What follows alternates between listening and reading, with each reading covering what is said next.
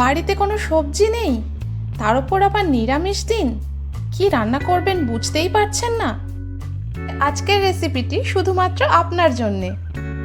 আমার সকল ভোজন রসিক বন্ধুকে অর্চির রান্নাঘরে জানাই সাদর আমন্ত্রণ। আজ নিয়ে চলে এসেছি বড়ি পোস্ত রেসিপি। বড়ি পোস্ত একটি ভীষণ সুস্বাদু সাবেকি নিরামিষ রান্না, আর এই রান্নাটি করতে সময় লাগে ভীষণ অল্প। আজকের রান্নায় আমি আলু ব্যবহার করেছি। এই রান্নাটা কিন্তু আলু ছাড়া শুধু বড়ি দিয়েও করা যায়, আর সেক্ষেত্রে আপনাদের সময় লাগবে খুব বেশি হলে 5 থেকে 7 মিনিট। আর এর স্বাদ না আমি বলবো না, কেমন হয় আপনারা নিজেরাই একবার ট্রাই করে দেখুন। পরিবারের সদস্যরা আঙুল চাটতেই থাকবে। তাহলে চলুন দেখে নেওয়া যাক এই বড়ি পোস্তর রেসিপি আমি কিভাবে বানালাম।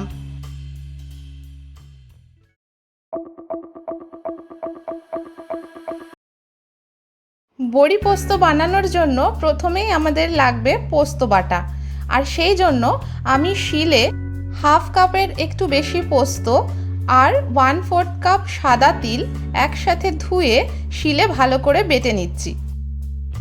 আপনারা চাইলে মিক্সিতেও ভালোভাবে বেটে নিতে পারেন। আমরা যেহেতু ঝালটা একটু কম খাই, তাই আমি এখানে বাটার সময় একটা কাঁচা লঙ্কা ব্যবহার করেছি। আপনারা আপনাদের স্বাদ মতো এখানে 2 বা তার বেশি কাঁচা লঙ্কা পোস্তর সাথে একসাথে বেটে নেবেন। দেখুন আমার পোস্ত বাটা হয়ে গেছে।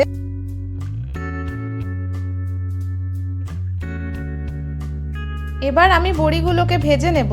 সেই জন্য গ্যাসের ওপর একটা কড়াই বসিয়ে দিয়ে দিয়েছি কিছুটা পরিমাণ সাদা তেল। তেলটা গরম হলে আমি সবকটা বড়ি একটু একটু করে ছেড়ে দিচ্ছি। এগুলো বাড়িতে বানানো বিউলির ডালের বড়ি, আর যেহেতু বড়ি পোস্ত বানাচ্ছি তাই বড়িটা একটু বেশি পরিমাণেই দিতে হবে। এবার খুব ভালোভাবে তেলের সাথে বড়িটাকে ভেজে নেব। আমার তেলটা একটু কম মনে হচ্ছিল, তাই আমি এখানে আরও একটু সর্ষের তেল ব্যবহার করেছি। আপনারা চাইলে পুরোটাই রিফাইন তেলে ভাজতে পারেন। বড়িগুলোকে বেশ লাল লাল করে ভালো করে ভেজে নিতে হবে কম আঁচে।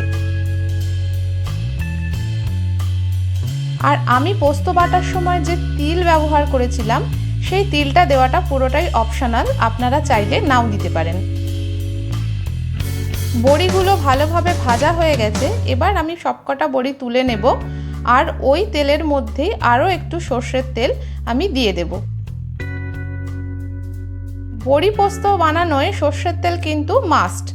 সর্ষের তেল ছাড়া বড়ি পোস্তর স্বাদ একেবারেই ভালো আসবে না।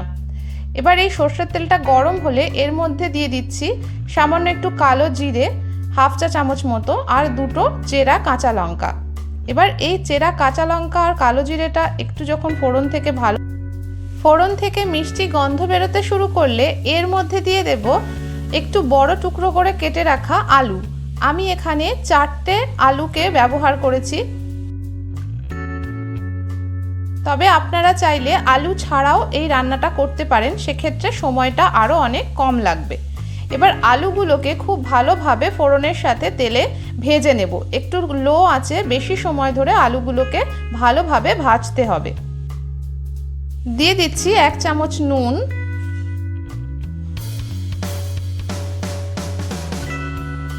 সামান্য একটু হলুদ গুঁড়ো। এবার নুন আর হলুদটার সাথে ভালোভাবে আলুটাকে মিশিয়ে নিতে হবে। একটু নেড়ে চেড়ে ভালোভাবে আলুটা নুন আর হলুদের সাথে মিশিয়ে ভেজে নেব। আলুটা 70% মতন ভাজা হয়ে আসলে এর মধ্যে দিয়ে দিচ্ছি বেটে রাখা পোস্ত। এবার পোস্তর সাথে আলুটা ভালোভাবে মিশিয়ে একটু নাড়াচাড়া করে ভেজে নেব। এর মধ্যে আমি মশলার বাটি ধোয়া একটু জল ব্যবহার করছি, কারণ পোস্তটা তাহলে খুব ভালোভাবে আলুর সাথে মিশে যেতে পারবে। খুব ভালোভাবে নেড়ে চেড়ে আলুর সাথে পুরো মশলা ধোয়া জলটাই আমি দিয়ে দেব, দিয়ে ভালোভাবে মিশিয়ে নেব। গ্যাসের ফ্লেমটা এই সময় আমি মিডিয়াম রেখেছি আর সব উপকরণ একসাথে খুব ভালোভাবে নেড়েচেড়ে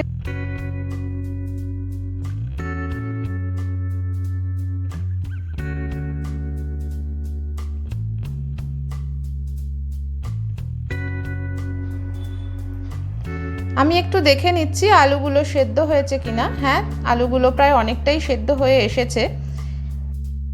এবার এর মধ্যে দিয়ে দেব জল। আমি এখানে কিন্তু কোনো গরম জলের ব্যবহার করিনি, একেবারে ঠান্ডা জলই আমি এখানে ব্যবহার করেছি, নর্মাল ওয়াটার।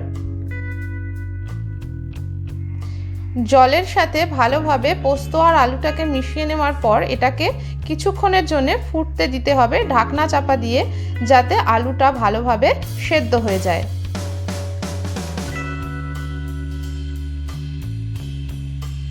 মিনিট 5 সেদ্ধ করার পর আমরা ঢাকনাটা খুলে নেব। হ্যাঁ, আলুগুলো পুরোটাই সেদ্ধ হয়ে গেছে।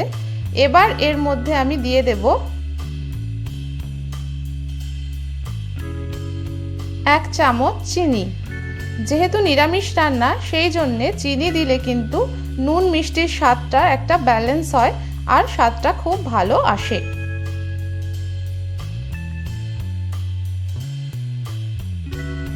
চিনিটা ঝোলের সাথে মিশিয়ে নেওয়ার পর এর মধ্যে আমি দিয়ে দেব ভেজে রাখা বড়িগুলো। আলু সেদ্ধ হয়ে যাওয়ার পরেই কিন্তু আমরা বড়িগুলো ঝোলের মধ্যে দেব, না হলে বড়িগুলো বেশি নরম হয়ে একেবারে ভেঙে যাবে।